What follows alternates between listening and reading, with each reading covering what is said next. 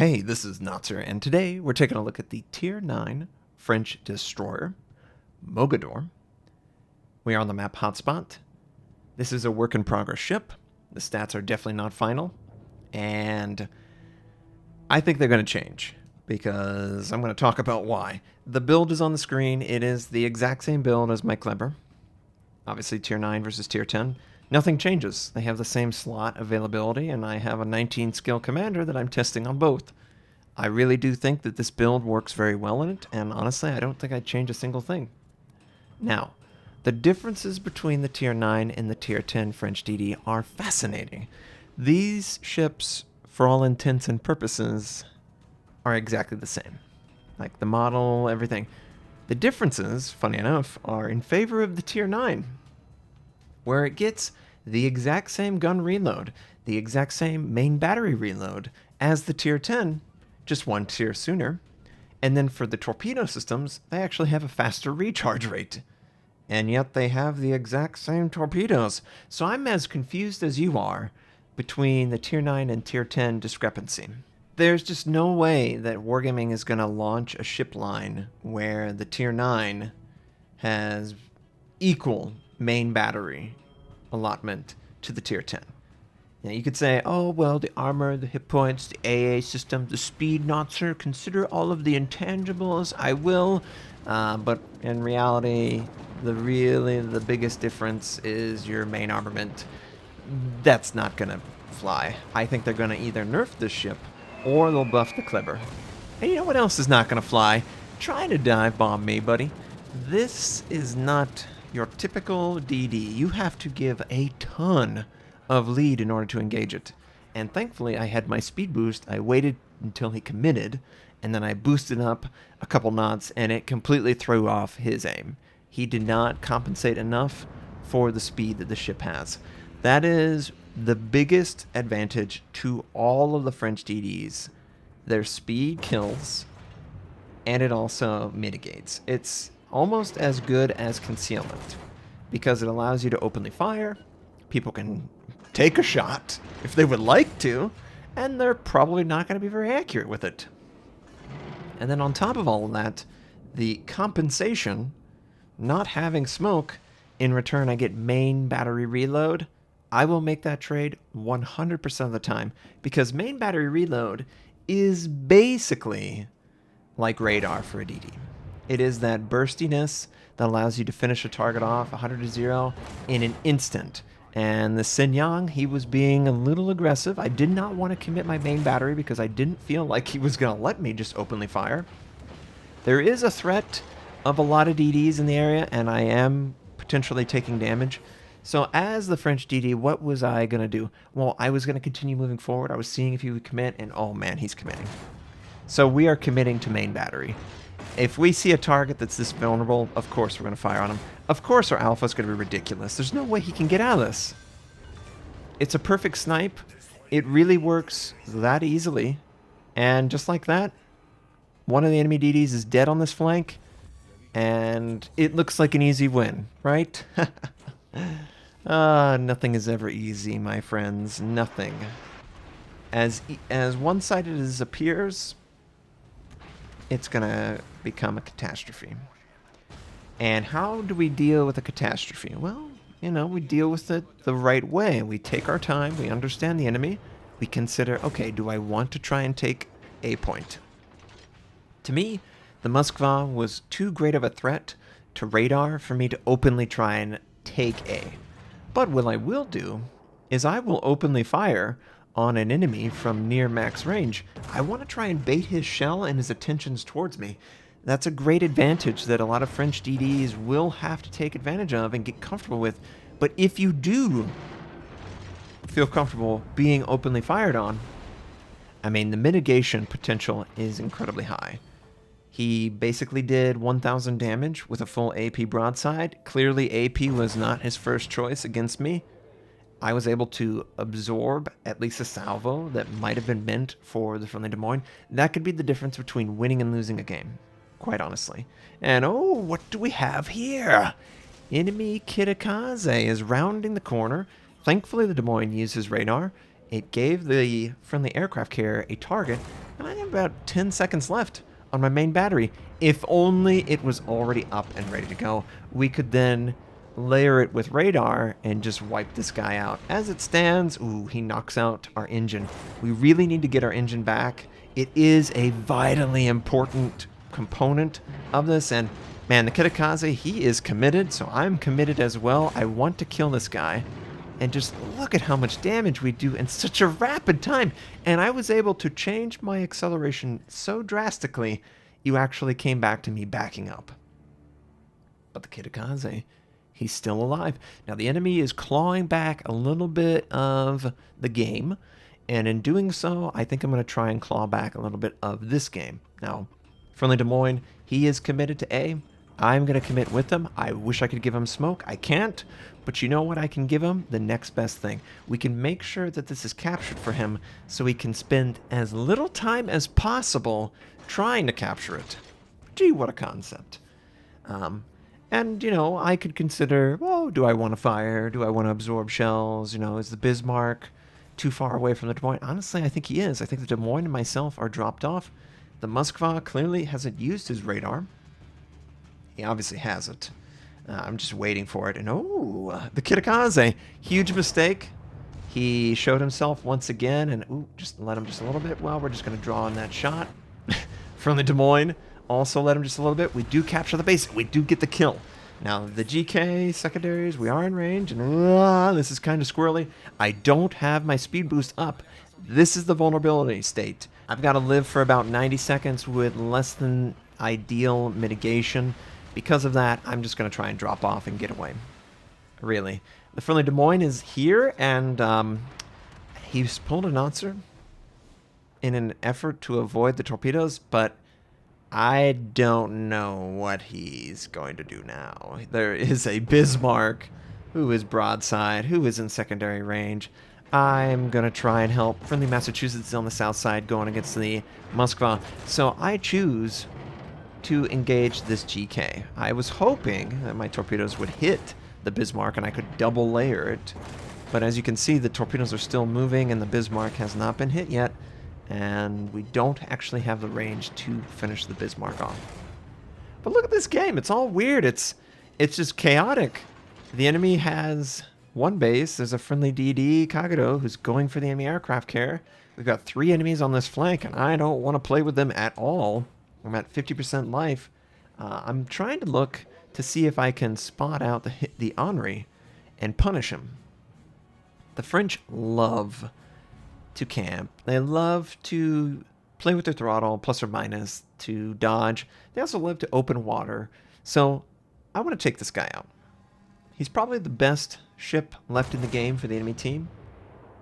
And I want to try and see how well my AP works because he is broadside to my position. While all this is going on, friendly Massachusetts is defeated, but we do get a little bit extra shots on the Henry. And the Henry was spotted by myself, but he is no longer spotted. There's 2 DDs on my team, 1 Kagado who's searching for the Lexington. Really disappointing. Honestly, I love the play for the B point, but then after that, I don't think you're going to find him. I think you're going to find only pain and suffering. And pain and suffering is not something that you want to deal with, Kagado.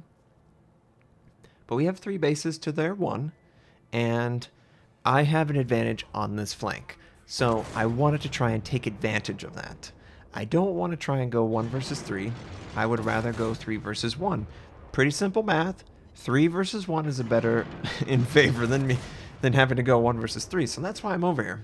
While all this is going on, though, A point is being captured. And A point is being captured by a target that hasn't really been spotted until just now. It's a GK. And I'm open water firing. I'm visible. And I'm just... okay, what was that? The island, thankfully, was blocking line of sight with the GK. Kagado's still dealing it. This Henry is a beast. Look at this guy. He's going to chase this Moskva down. He is so confident in his ability to do this. I have no idea what he's thinking. I'm thinking, can I kill him? Get the kill. But he rounds the island. So instead of committing to going after the kill, I hope that the Moskva can win this. I really hope he can. I'm going to assume he can win this. It's a dangerous assumption. I want to capture this base. I don't want to be seen. I don't plan on being seen. But I am surprised that the Henry is still alive. So I'm really concerned. So I'm trying to sail over here quickly. You'll note we can do such an interesting play. We can hold enemies engaged on one flank, keep them committed, and then speed away to the other flank and give us a numbers advantage. French can do this. They easily can do this in their DDs, let alone their cruisers and battleships, who, honestly, they can do that as well. But these DDs, man, you change the numbers so quickly, and just confirming Henry is right behind the island. He knows that something's up, so obviously going to confirm capture. Just going to watch as the Moskva hopefully kills him. Of course he doesn't. Please don't die, Moskva. Oh my goodness.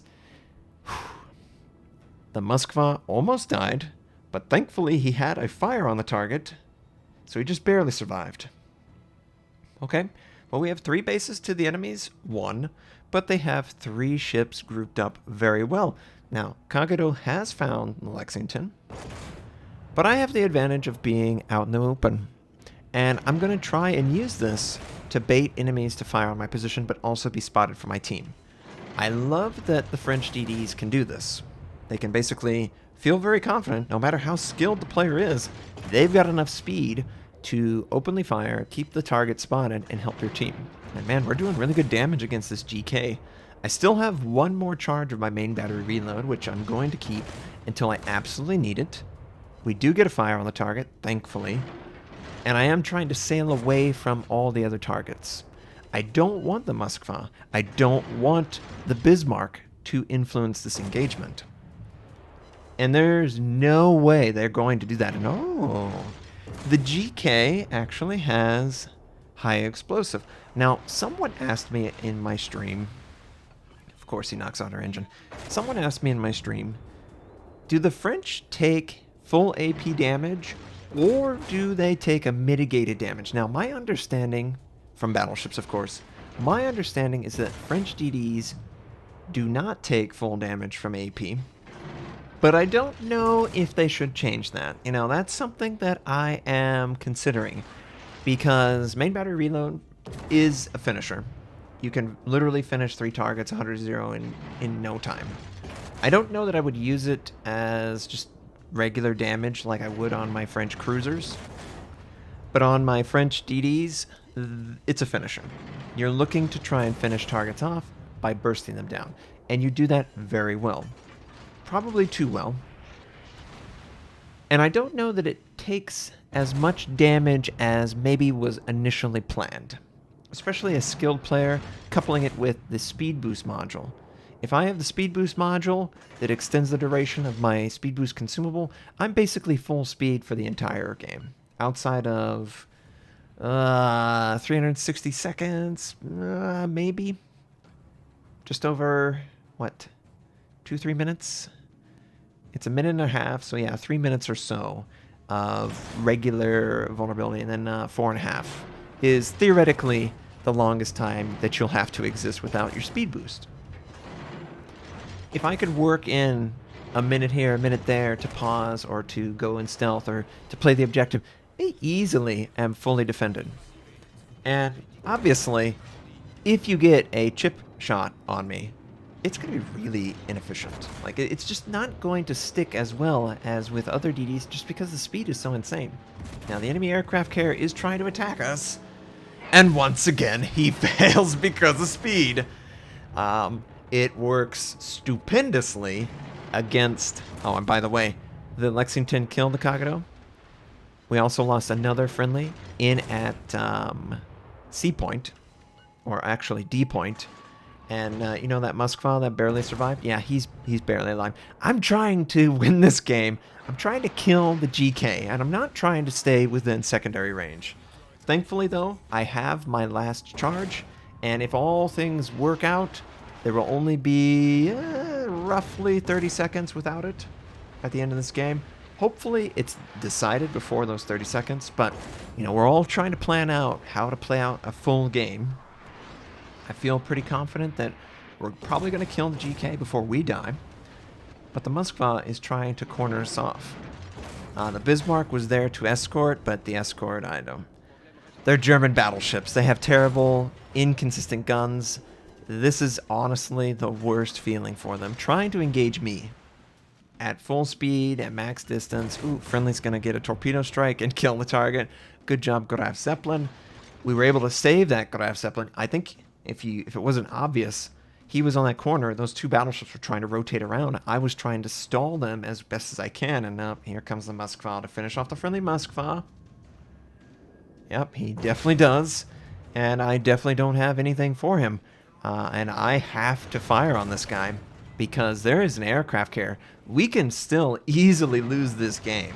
Like, this was way harder than it needed to be. And I am so aware of just how dangerous this is. Bismarck still in the background. I really want the Moskva to feel the urge to fire on me. And, oh, please leave my teammate alone. Ooh, we got one fire. That's good. One fire. I am so ready to switch to armor piercing. I really want to keep him honest. And friendly aircraft carrier, he's got dots. So if I dot and he dots, he's going to have to deal with dots. He either uses damage control now, or he'll use it later. Either way, he's going to be vulnerable. And yes, we get another fire. Big pickup, but the Zeppelin is dead. And, oh no. Just the Moskva to see us. Ooh, he's going to try and fire. You know what? Juking is definitely viable. It's very easy, honestly, on French DDs. I can't tell you how many times I have seen players try and fire me. And, I mean, it's a Moskva. It's quite literally one of the best gun velocities in the game. And even him, he still has an issue dealing with the speed acceleration adjustment that is obviously completely capable with the speed boost that the French get. It's god tier levels of consumables. You want to really enhance it to its fullest and take full advantage. Clearly the Lexington is capturing C point, or B point. Gosh, new glasses, Notser. Is that going to be my thing? I call it the wrong point. He's capturing B point, but there is only a minute and 30 seconds left. So all I have to do is not die to the aircraft carrier's squadron. This Bismarck, no way I'm ever going to let you sail towards me. I was able to keep them contested so long that they couldn't even capture C point. I just have to survive. There's 1 minute left. I'm going to have 30 seconds without speed boost and an aircraft carrier squadron overhead. This is going to get a little dicey. But the French DD, up until this point, it really excels at playing the objective, dealing with targets both near and far, and just being a real burden on the enemy, because you can go from one flank to the other and change the numbers game immediately. And battleships and cruisers can't keep up with you. Maybe an aircraft carrier can, and oh, the Bismarck, he went for C point. The Lexington, he's spending so much time trying to find me. He can't find me because I'm so fast. I've already moved out of the area that he was trying to investigate. Now, turn into the attack, turn into it. Obviously, actively switching priority sector. I'm really hoping he misses. Please miss. I don't have any speed boost. Oh, gosh. Oh, so close. There's 5 seconds left in the game. I do believe we have won it. And very well played, French DD. I am very excited for this line. They both play very consistently, as you can tell. I mean, we carbon copy and damage. And the same sort of scenarios. I think everyone should be really excited about these guys. Great main battery reload. 139mm gun, really heavy alpha with that, 3 kills, 15 fires, so RNG was playing on our side, 2,300 base XP or so. I hope you enjoyed seeing the Mogador. I certainly love playing it. Thank you for watching. If you would like to watch more of my content, you can check out my most recent and my most relevant upload. Also, you can subscribe by clicking the N. I do daily World of Warship content, news, how-to, first impression. Also, I stream at twitch.tv/Notser. Thank you again. I hope you all have a wonderful day, and I'll catch you next time.